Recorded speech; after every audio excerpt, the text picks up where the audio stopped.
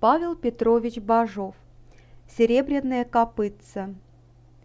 Жил в нашем заводе старик один по прозвищу Какованя. Семьи у Каковании не осталось. Он и придумал взять в дети сиротку. Спросил у соседей, не знают ли кого, а соседи говорят. Недавно на Глинке осиротела семья Григория Потопаева. Старших-то девчонок приказчик велел в барскую рукодельню взять, а одну девчоночку по 6-му году никому не надо. Вот ты и возьми ее. Несподручно мне с девчонкой-то, парнишечка бы лучше. Обучил бы его своему делу, пособника бы растить стал. А с девчонкой как? Чему я ее учить-то стану? Потом подумал и говорит: знавал я Григория, да и жену его тоже. Оба веселые да ловкие были. Если девчоночка по родителям пойдет, не тоскливо с ней в избе будет. Возьму ее. Только пойдет ли? Соседи объясняют. Плохое житье у нее. Приказчик избу Григорьеву отдал какому-то горюну и велел за это сиротку кормить, пока не подрастет. А у того своя семья больше 10, сами недосыто едят. Вот хозяйка и взъедается на сиротку, попрекает ее куском-то. Та хоть маленькая, а понимает, обидно ей, как не пойдет от такого житья. Да и говоришь, поди-ка. И то правда, отвечает Какованя, уговорю как-нибудь. В праздничный день и пришел он к тем людям, у кого сиротка жила. Видит, полна изба народу, больших и маленьких. На голубчике у печки девчоночка сидит, а рядом с ней кошка бурая. Девчоночка маленькая и кошка маленькая, и до того худая да ободранная, что редко кто такую в избу пустит. Девчоночка эту кошку гладит, а она до того звонко мурлычет, что по всей избе слышно. Поглядел Какованя на девчоночку и спрашивает: «Это у вас, Григорьева-то, подаренка?» Хозяйка отвечает: «Она самая. Мало одной-то, так еще кошку драную где-то подобрала, отогнать не можем. Всех моих ребят перецарапала, да еще корми ее». Какованя и говорит: «Не ласковые, видно, твои ребята, у нее вон мурлычет». Потом и спрашивает у сиротки: «Ну как, подаренушка, пойдешь ко мне жить?» Девчоночка удивилась. «Ты, деда, как узнал, что меня Даренкой зовут?» «Да так, — отвечает, — само вышло. Не думал, не гадал, нечаянно попал». «Ты хоть кто?» — спрашивает девчоночка. «Я, — говорит, — вроде охотника. Летом пески промываю, золото добываю, а зимой по лесам за козлом бегаю, да все увидеть не могу». «Застрелишь его?» «Нет, — отвечает Какованя, — простых козлов стреляю, а этого не стану. Мне посмотреть охота, в котором месте он правой передней ножкой топать». «Тебе на что это?» «А вот пойдешь ко мне жить, так все и расскажу», — ответил Какованя. Девчоночке любопытно стало про козла-то узнать, и то видит. Старик веселый да ласковый. Она и говорит: «Пойду. Только ты эту кошку-муренку тоже возьми. Гляди, какая хорошая». Про это, отвечает Какованя, что и говорить. Такую звонкую кошку не взять, дураком остаться. Вместо балалайки она у нас в избе будет.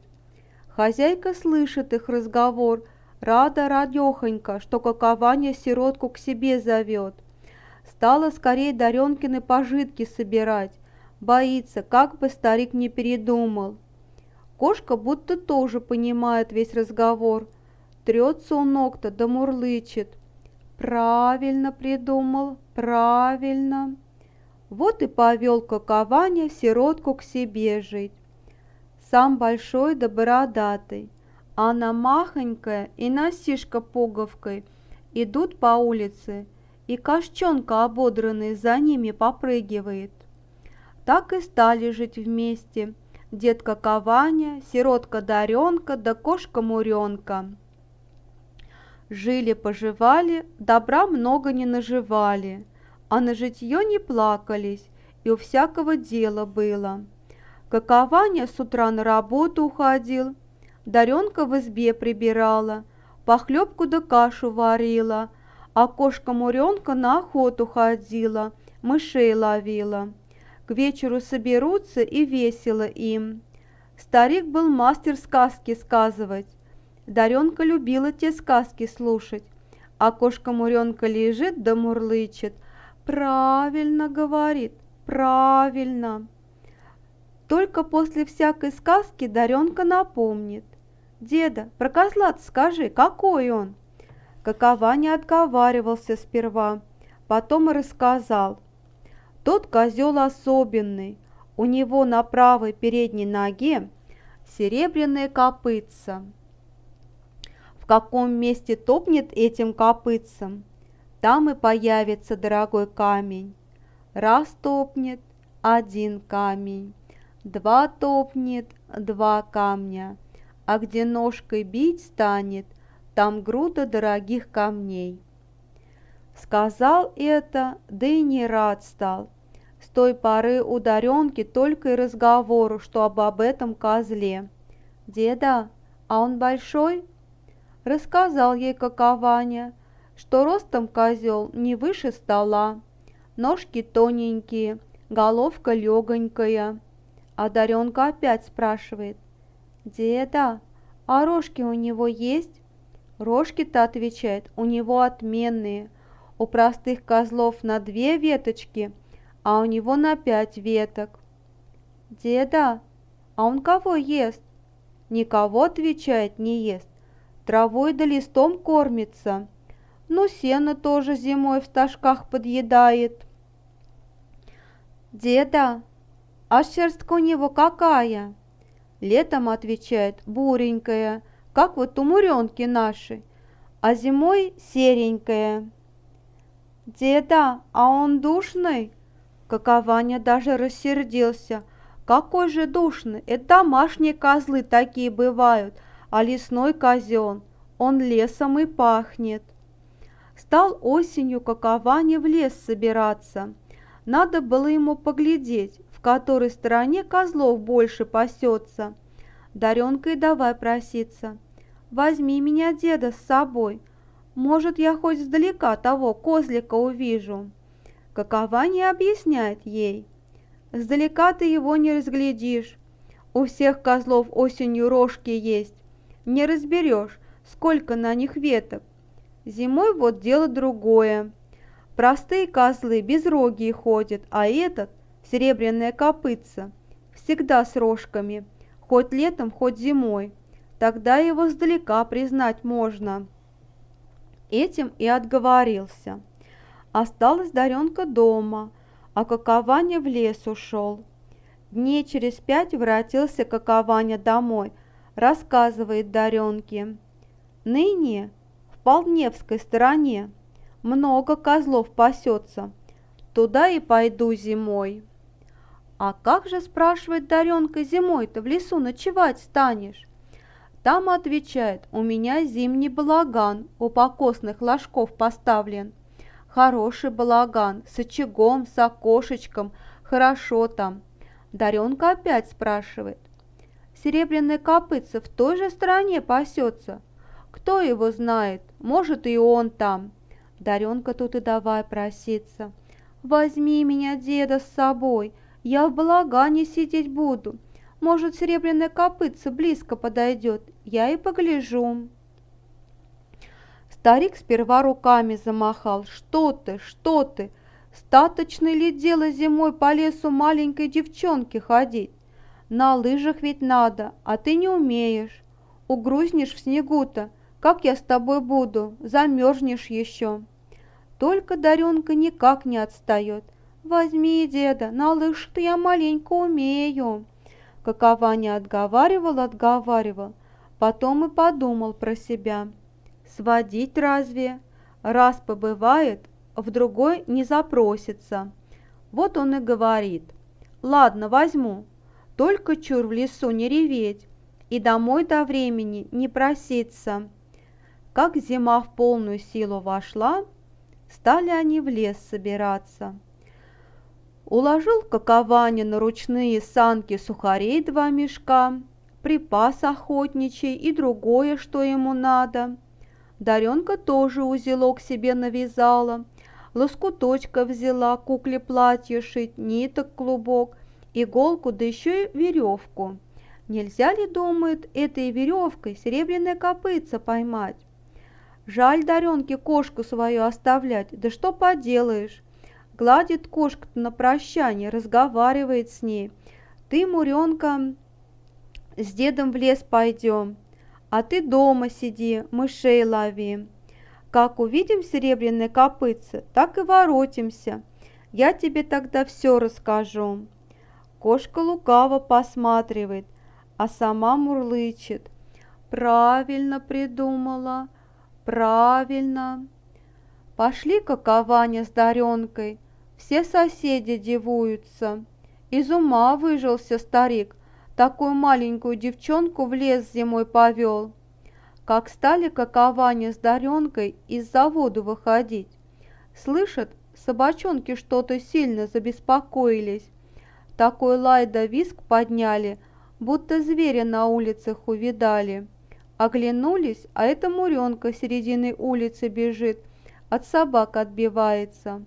Муренка к той поре поправилась, большая да здоровая стала. Собачонки к ней подступиться не смеют. Хотела Даренка кошку поймать, да домой унести, только где тебе? Добежала Муренка до леса, да и на сосну. Пойди поймай. Покричала Даренка.